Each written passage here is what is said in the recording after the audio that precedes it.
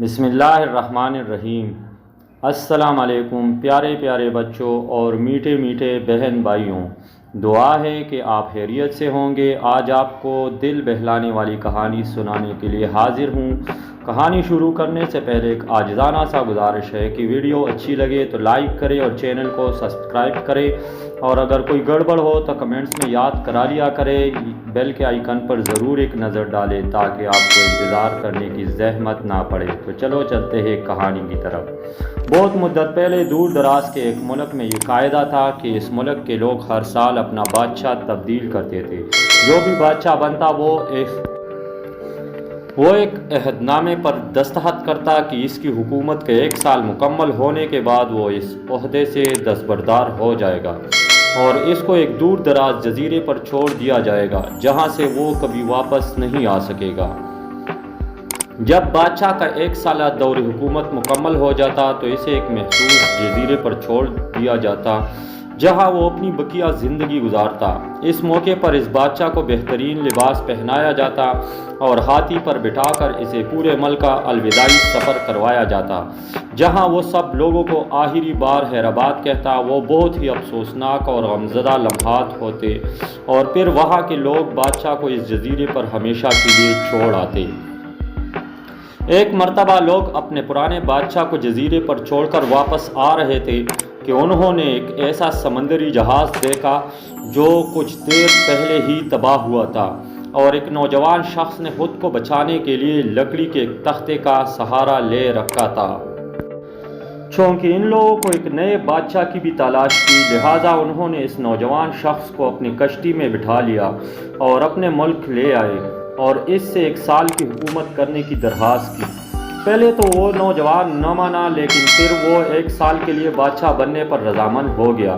وہاں کے لوگوں نے اس بادشاہت کے تمام اصول اور طریقے سمجھا دیے اور یہ بھی بتایا کہ 1 سال کے بعد وہ اسے فلاح محفوظ جزیرے پر چھوڑ آئیں گے۔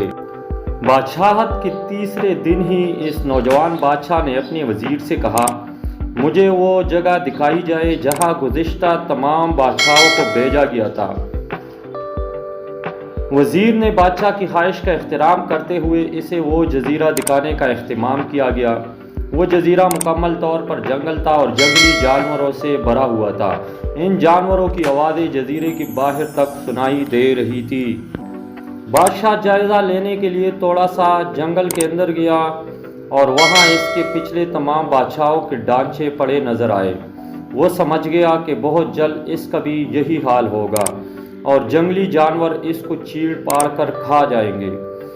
ملک واپس پہنچ کر بادشاہ نے مضبوط و توانا جسم کے 100 مزدور اکٹھے کیے، ان سب کو اس جزیرے پر لے گیا اور حکم دیا جنگل کو 1 ماہ میں مکمل طور پر صاف کر دیا جائے، تمام خطرناک جانوروں کو مار دیا جائے اور سب فالتو درخت کاٹ دیے جائے۔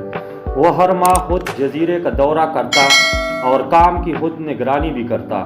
پہلے مہینے میں ہی تمام خطرناک جانوروں کو مار دیا گیا اور پھر بہت سے درخت بھی کاٹ دیے گئے۔ دوسرے ماہ تک جزیرہ مکمل طور پر صاف ہو چکا تھا۔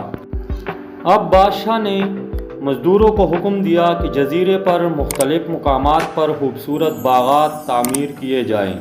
وہ اپنے ساتھ مختلف فالتو جانور مثلاً مرغیاں، گائے، بھینسیں، بطخیں اور بھیڑیں وغیرہ بھی جزیرے میں منتقل کرتا رہا۔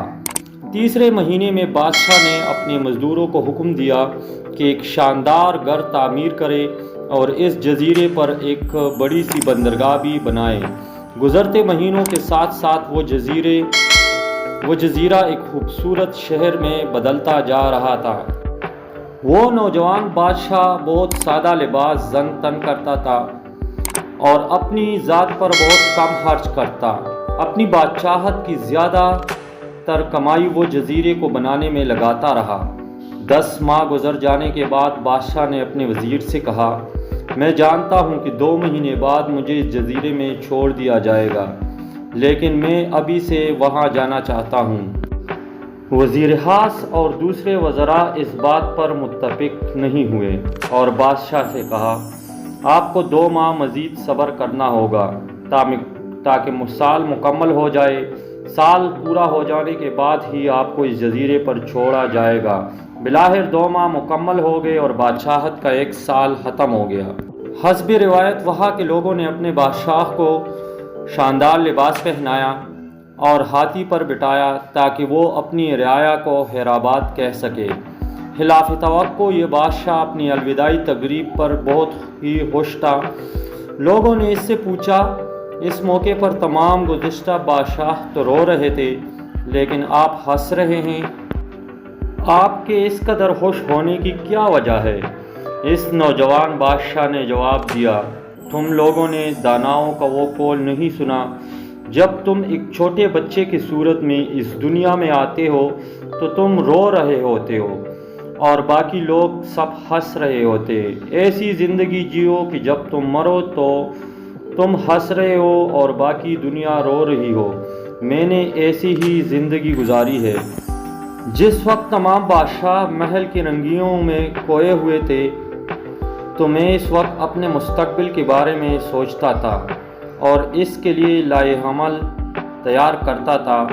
میں نے اب اس جزیرے کو ایک ایسی خوبصورت قیامگاہ میں تبدیل کر دیا ہے جہاں اب میں اپنی باقی زندگی نہایت چین اور آرام و سکون سے گزار سکوں۔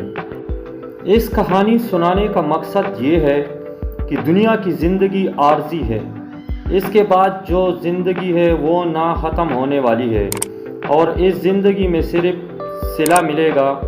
اگر اچھا کیا ہو تو زندگی گل گلزار، ورنہ جہنم کی انگاروں پر عمر بھر جلسنا پڑے گا۔ ویڈیو اچھی لگے تو لائک کریں، شیئر کریں، کمنٹس کریں اور چینل کو سبسکرائب ضرور کریں۔